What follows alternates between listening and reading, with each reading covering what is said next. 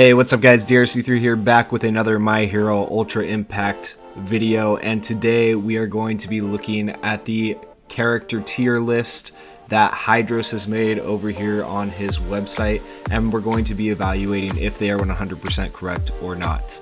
And at the end, I'll give you my verdict on what I think about these tier lists. So first off, we're going to take a look at all the different characters that he's placed in here. It is pretty much up to date with all the new World Heroes mission characters and the new Todoroki on this list. So in the great tier, or like his double S tier, he has the World Heroes missions Todoroki, he has the Red Todoroki, he has Uraraka, both Kirishimas, the Heart Aizawa, and the actually not the blue Bakugo, but the purple Bakugo, the Destruction Bakugo, which was kind of unexpected when I looked at this. And then below you can see all the good units. Surprisingly, he's put Shinso in the good units, he's put the green Toga in the good units, and I could see all these characters really having some use, but I don't believe that all of them belong in good tier for one reason or another, and I'll kind of talk about a few. I'm not going to go over every single unit because that would take forever. The decent tier, who he's placed there, I would actually mostly agree with. Those characters that he's placed in the decent tier are just decent. And then the okay tier, I would also agree, except for one big exception. I would say one of those three characters belongs somewhere else, and I'll talk about that here in a second. So first off, I'm going to start with the great tier and the good tier, and I'm going to start by talking about the Katsuki Bakugo, who is the destruction type. So he has placed him in the great tier, the top tier. You can see him right here. And he's saying that this guy right here is better than this guy, the blue Bakugo that everybody's using in PvP. And if you read below on his tier list, it says this list is based on how good a unit's kit is and how they perform in general. So a certain unit may perform better than others depending on the content / situation you are in. You are using them for. The order the units are placed in does not matter. Okay, so these aren't like from best to worst. He's just generalizing. Great characters are better than good characters better than decent, so on and so forth. So what he is saying right here is that the purple Bakugo is better than the blue Bakugo just based on his kit for certain situations and things like that. I would personally disagree, and let's take a look at why, and I'll explain why. So first off, his plus ultra says inflict 650% damage to one enemy, lower enemy's defense by 30% for 3 turns. His action skill is inflict 350% damage to one enemy and increase plus ultra gauge by 30%. And his other action skill is inflict 200% damage to all enemies, low chance to blind enemies for 2 turns, reduces enemies defense by 15% for 2 turns. Okay, so that's all pretty good. Before I move on to the auto skills, let's take a look at the blue Bakugo. The blue Bakugo's plus ultra skill says inflict 700% damage to a single enemy if enemy is burned, increases power by 50%. So he has a chance to do 750% damage to the enemy with his plus ultra. That right there already makes his plus ultra more powerful than the purple Bakugo, but you might say, well, purple Bakugo lowers enemies defense by 30% for 3 turns. Yes, that's true, that could be a very useful debuff, but this blue Bakugo also has something similar with his action skills. So blue Bakugo's first action skill is inflict 350% damage to a single enemy with medium chance to inflict burn. That medium chance to inflict burn is really good. When this skill is used in a chain and succeeds, decreases enemy's defense by 15%. So it is going to decrease the enemy's defense by 15%. I don't know, honestly, if that is for the rest of battle or just for a turn. It doesn't say. I'm going to assume it's for the rest of battle because it doesn't say for 1 turn, 2 turns, things like that. So that would automatically make this Bakugo better because you can stack that on enemies. Okay. And then compare that to the action skill over here, inflict 350% damage to one enemy, increases plus ultra gauge by 30%. It's just not as good when it comes to the action skills there for these two Bakugos. And then of course we have the attack all stun grenade. Both of them have stun grenade. The blue Bakugo says 225% damage to all enemies, medium chance to inflict blindness for 2 turns. Okay. And then the purple Bakugo inflict 200% damage to all enemies, 25% less, and a low chance to blind all enemies. But here's the kind of trade-off. It reduces enemies' defense by 15% for 2 turns. So overall, this purple Bakugo, maybe the reason he's placed him up here is because of the debuffs that he can do. He can debuff defense more than the blue Bakugo, which could be better in things like PvE. But as far as PvP goes, if you're debuffing defense, the character's going to be dead before you debuff them enough for it to matter. So PvP wise, I would definitely say this blue Bakugo is very good, like double S tier, like the best in the game, and there's more to why I believe that. And we'll talk about it here with the auto skills. So we'll go back to the purple Bakugo and we'll start with his auto skills. First off, his first auto skill is It's Gotten Cold. Skills deal 5% additional damage every turn up to 40%. Increases plus ultra gauge by 40% after 10 turns.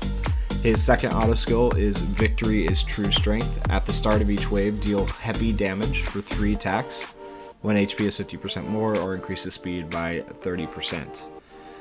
So those are pretty good passive skills.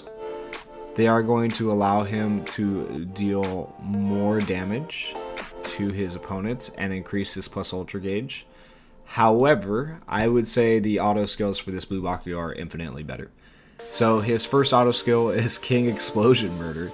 When HP is 50% or above, increases own power by 35%, increases power by 5% per enemy defeated. The 5% per enemy defeated is really, really good, especially if you're taking on the stage with multiple enemies or in PvP where you're killing multiple enemies. It's going to increase your power more, so this guy just becomes a beast. And then his second auto skill is Explosive Sweat.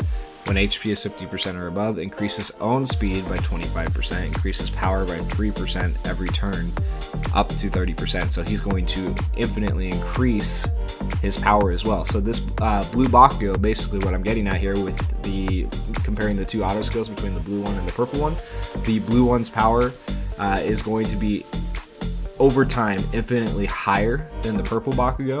The purple Bakugo does have the ability to raise his power, probably more on short notice for the quick raising of power, but over time this blue Bakugo is actually going to become stronger and better and has more speed and more power.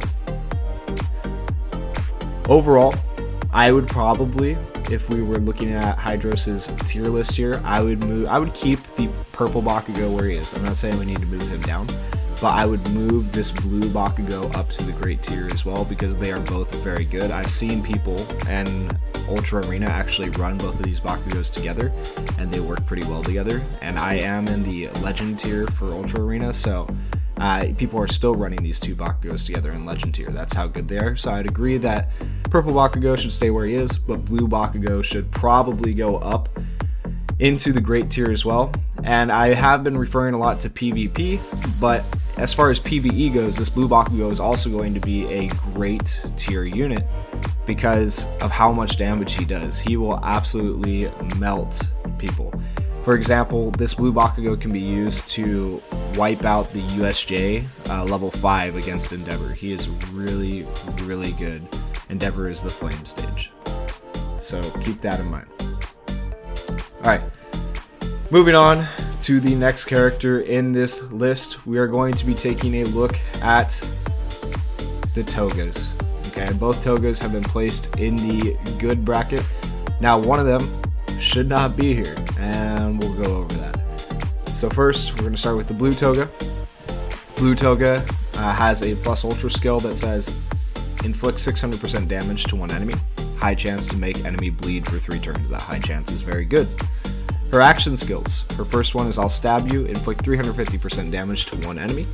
Medium chance to make the enemy bleed for 3 turns. If the enemy is bleeding, plus ultra gauge fills by 20%. And then her second action skill is I'll get serious. It fills the plus ultra gauge by 50% and increases the critical rate by 20%, which is pretty good. Alright. And then her other plus ultra, on to green Toga. Her plus ultra skill is inflict 650% damage to one enemy, increases critical hit rate by 15% for 3 turns, gain evasion for 1 turn. That plus ultra is really good for Toga but it doesn't put very good debuffs on the enemy, such as the bleed. Okay, so keep that in mind. It's going to help Toga, but it's not going to help debuff the enemy. Her first action skill is I'll kill you. Inflict 300% damage to one enemy. Low chance to make enemy bleed for 3 turns, and medium chance if used in a successful skill chain. Okay, so this right here is not a great skill because it only has a low chance to make the enemy bleed unless it's used in a successful skill chain. Sometimes that skill chain can be interrupted for various reasons. Okay, keep that in mind. Let's just compare that really quickly over here. Inflict 350% damage. That's already a difference, 50% damage difference. And a medium chance to make your enemy bleed for 3 turns. If the enemy is bleeding, plus ultra gauge fills by 20%. That will also fill your plus ultra gauge. Okay. So I would say the blue Toga is better based on that action skill alone. As far as the plus ultra skill, I would actually give because of the damage and the evasion, I would give the better plus ultra skill to green Toga here, but blue Toga's is good just for the fact that it has a high chance to make your enemy bleed, so that's very good too. So far it's 1-1. Okay, green Toga's second action skill, inflict 350% damage to one enemy. Additional 50% damage if the enemy is a 1A student. Low chance to make the enemy bleed for 3 turns. Let's go back over here. This one says fill plus ultra gauge by 50%, increases critical rates by 20%. And in terms of this, I would say green Toga is once again slightly better because she actually has a move that's dealing damage. And she's going to do an additional 50% damage, so 400% damage on an action skill alone if the character is a 1A student that she's fighting against, and she has a low chance to make the enemy bleed, which is very good. Okay, so overall this Toga has the low chance to make enemy bleed with 1 action skill, medium chance of using a successful skill chain, and then gives herself evasion, which is very good. Whereas this Toga over here can bleed the enemy with a high chance, bleed the enemy with a medium chance, and fill her plus ultra gauge, and then fill her plus ultra gauge and increase her crit. This one also increased crit 2 somewhere, I think. Did they not?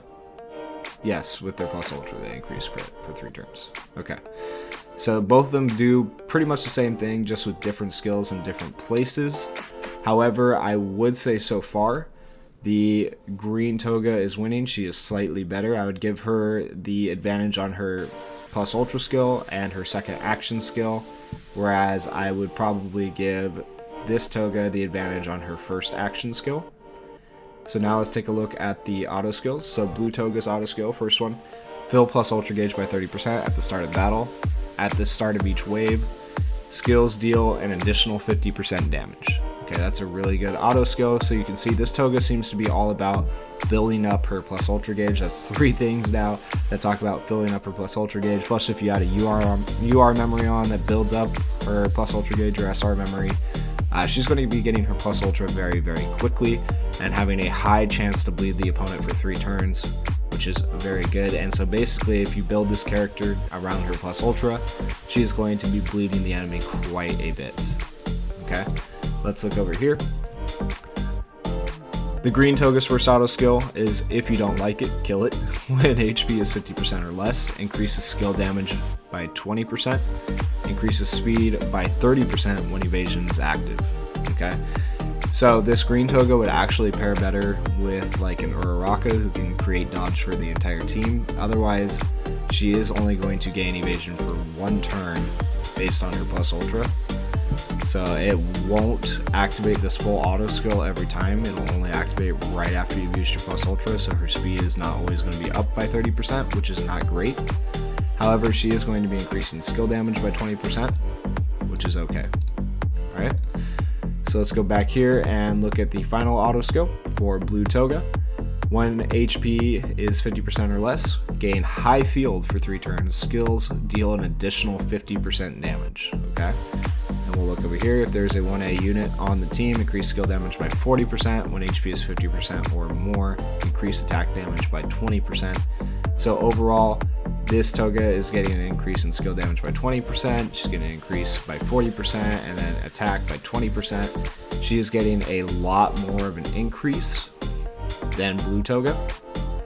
And Blue Toga is only getting a 50% increase for 3 turns. So keep that in mind. Overall, I would say Green Toga is better for consistent damage. She's really good for having her action skills create consistent damage against the enemy. She has a chance to gain evasion. She can increase her critical hit rate, and she has a medium to low chance to bleed. Whereas the Blue Toga is all about building up her plus ultra. She doesn't have consistent action skills, but she will do a significant amount of damage with her plus ultra. And she has a high chance of making the enemy bleed, so if you can consistently pull off her plus ultra, you'll pretty much always be bleeding the enemy, which is really good. But realistically, Green Toga, whether it's a medium or high chance, is going to be bleeding them sometimes, and then stacking her consistent damage on top of it, Green Toga is actually going to look a little bit better than Blue Toga. So based on that, it's hard to put them in the same tier where they are both good, because Green Toga is just consistently going to do more damage whether we're talking about PvE or PvP. So I would move Blue Toga down to decent and keep Green Toga where she is, which might be an unpopular opinion because I know some people love Blue Toga and think, she's so good. But realistically, Green Toga is probably a little bit better. And you know what? I didn't think I was going to say that coming into this video. I like Blue Toga better. I like her character design better and the way she looks. But I do, after looking at all the character abilities, think Green Toga is better and Blue Toga should be moved down one. Alright, and let's move on to the final character I want to talk about for this UR character list. And that is going to be the Kaminari down here in the OK tier. These other two probably belong here. Kaminari, I can see why people believe he belongs here. I can see why people want to put him here. I really, really do. And, you know, no offense to Hydros. Hydros has put together a really cool list here. He's put together a really cool website. He's got a really cool list down here. I agree with most of his picks, but I would highly, highly, highly disagree with what he has done with my boy Kaminari here. The only UR Kaminari in the game. He is so good if you use him with the right characters and the right situations and things like that. And I'll talk about this character and why he's placed in OK tier. I know why he's placed here, but I really don't think he should be here, and I'll tell you where I think he should be afterwards. So, Kaminari, his plus ultra skill is inflict 600% damage to all enemies. He is one of the only characters in the game that can plus ultra all enemies. Inflict 130% to all allies excluding self. That's what people don't like. When HP is 80% or more, increase the skill damage temporarily by 40%. When HP is 80% or less, increase chance to paralyze. Medium chance to paralyze enemies and allies for 1 turn. Low chance to paralyze enemies and allies for 2 turns. So that's a pretty crazy plus ultra. Probably one of the biggest plus ultra skills in the game. Written out when it looks like this. But if you read all that, let's just try to ignore this for a second. Don't ignore the inflict 130% to all allies, and ignore the fact that he can paralyze his allies as well. But if we read this without that, inflict 600% damage to all enemies. When HP is 80% or more, increase skill damage temporarily by 40%. When HP is 80% or less, increases chance to paralyze. Medium chance to paralyze enemies for 1 turn, and low chance to paralyze enemies and for 2 turns. Okay, if you get rid of the allies part, that sounds like a sick plus ultra. That sounds like the best plus ultra in the game. Being able to paralyze, being able to increase damage, being able to attack all enemies. That is a sick plus ultra. So of course, when they created this character, they didn't want him to be too overpowered. They threw in some little quirks to make it weird. Okay, and it makes sense based on the TV show because he can't always control where his lightning is going. That is one of the best plus ultras in the game if you use it correctly. You don't have to use it all the time. You don't have to hurt your enemies all the time. Or sorry, hurt your allies all the time. But it is one of the best plus ultras in the game. Let's take a look at his action skills. His first action skill is inflict 310% damage to one enemy. When HP is 80% or more, increases skill damage temporarily by 50%. When HP is 80% or less, increases chance for paralyze. Medium chance to paralyze the enemy for 1 turn. Okay, once again, crazy good effect. If his HP is above 80%, we're going to do more damage. If it's below 80%, we get the chance to paralyze them and protect ourselves. So this is really especially good in PvP. His second action skill, Thunderclap. When HP is 80% or more, increases the plus ultra gauge by 30%, which is really good. Or, when his HP is 80% or less, he's going to activate auto heal for 3 turns, and he deals heavy damage for 3 turns. That is crazy, a crazy good effect. This character is so underrated by so many people. Alright, his auto skills. His first one, Electric. From the 5th turn, increase plus ultra skill damage by 40%. When confused, decrease defense by 20%. Okay, so that's that's kind of a bad thing. That's one of the bad quirks. But the fact that he is going to increase his plus ultra skill damage by 40% from the 5th turn onwards is really crazy, really good. And not to mention all the other bonuses you're getting from his plus ultras and his action skills that you're getting. This character hits so freaking hard. And honestly, it says when confused, decrease defense, but how often do you really get confused in the game? Not that often. It's pretty rare, and it doesn't last very long, and half the time it doesn't even work. You end up attacking the enemy anyways, or they end up attacking you. Only sometimes does that work. Right? And then the last auto skill, Electricity. When HP is 30% or less, paralyze the enemy when damaged for 1 turn. From the 5th turn, increase plus ultra gauge by 60% once, so he's going to just, from the 5th turn, get his plus ultra for free basically, and then you get to plus ultra the entire team, or the entire group of people you're going against, whatever, and pretty much kill them because he does so much damage. Now, I have used this Kaminari extensively. He is one of my favorite characters in the game.